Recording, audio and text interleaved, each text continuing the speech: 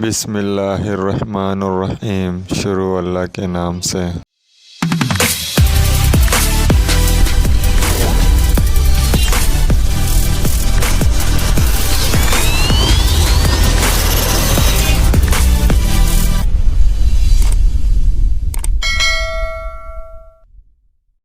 Urdu story کے معزز دوستو، السلام علیکم۔ میں ہوں عبد الکریم اور آپ دیکھ رہے ہو اردو اسٹوری۔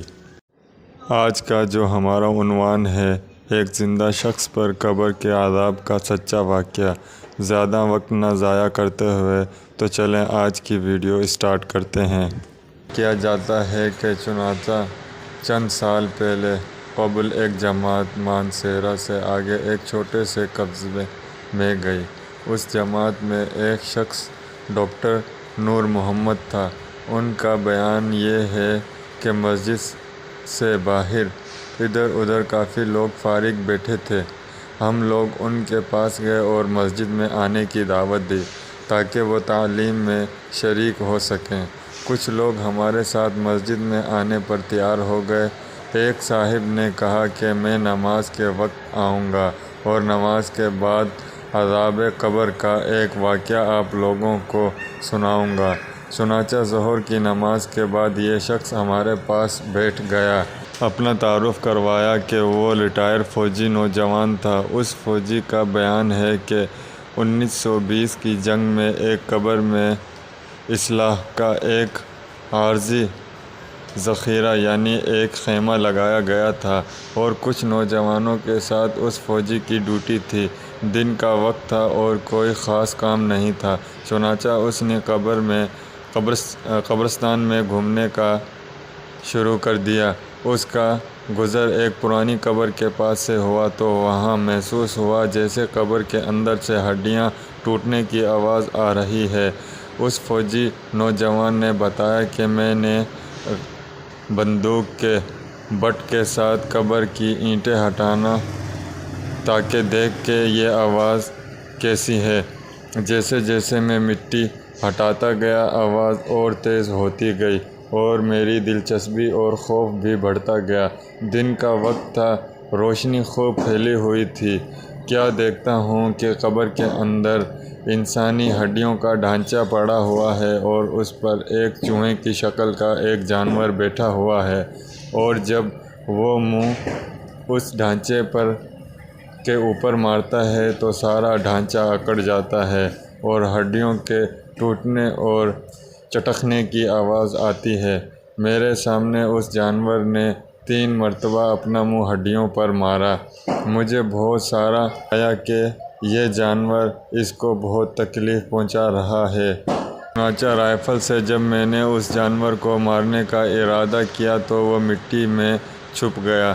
تھوڑی دیر کے بعد وہ جانور قبر سے نکل کر میری طرف لپکا اور میرے اوپر ایسے دہشت سے سوار ہو گیا کہ میں اسے مارنا بھول گیا۔ اپنی جان بچانے کی خاطر بھاگ کھڑا ہوا۔ کافی دور جانے کے بعد میں نے مڑ کر دیکھا وہ جانور میرے پیچھے تیزی سے بھاگا آ رہا تھا۔ قریب ہی پانی کا ایک گڑھا تھا۔ اس جانور سے بچنے کے لیے میں اس جوہڑ یعنی گڑھے میں داخل ہو گیا۔ میں نے پیچھے مڑ کر دیکھا کہ جانور جوہڑ کے کنارے پر آ کر رک گیا اور کچھ دیر کے بعد اس نے اپنا منہ پانی میں ڈال دیا۔ یکدم پانی کھولنے لگا۔ میں بھاگ کر جوہڑ سے نکلا۔ میری ٹانگیں جل رہی تھیں، بہت جلد سرخ ہو چکی اور آبلے پڑ چکے تھے۔ درد کی شدت سے میرا چلنا محال ہو گیا تھا۔ میں نے اپنی ساتھی کو آواز دی تو جب میں نے پیچھے مڑ کر دیکھا تو کچھ نہ تھا بلکہ وہ جانور غائب ہو چکا تھا۔ چنانچہ مجھے ایبٹ آباد کے ہاسپٹل میں داخل کروا دیا گیا اور پھر وہاں سے راول پنڈی بڑے فوجی ہسپتال میں منتقل کر دیا گیا۔ میری ٹانگوں کی گوشت گلنا شروع ہو گیا تھا۔ ہر وقت بدبودار پیپ اور خون ریزتی رہتا تھا۔ کسی علاج سے افاق نہیں ہوا، مگر مرض بڑھتا گیا۔ جیسے جیسے دوائی لگتی رہی ویسے ویسے جسم سے گوشت علیحدہ ہوتا گیا۔ اس وقت دونوں ٹانگوں کی صرف ہڈیاں بچ گئی ہیں۔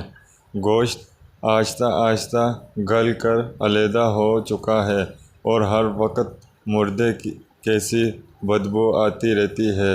پھر اس شخص نے ہمیں اپنی دونوں ٹانگیں دکھائیں جن پر ہڈیاں بندھی ہوئی تھیں۔ اللہ تعالی ہماری معاف فرمائے۔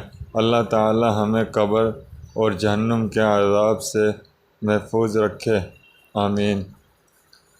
سبق: اس واقعے سے ہمیں یہ سبق ملتا ہے کہ شخص بعض دفعہ اللہ تعالی لوگوں کو عبرت کے لیے دنیا میں ہی اپنے عذاب کا مشاہدہ کرا دیتے ہیں، جیسے کہ اس واقعے میں بھی آپ نے ملاحظہ فرمایا۔ اللہ تعالی ہمیں اعمال صالحہ کرنے کی توفیق عطا فرمائے، آمین۔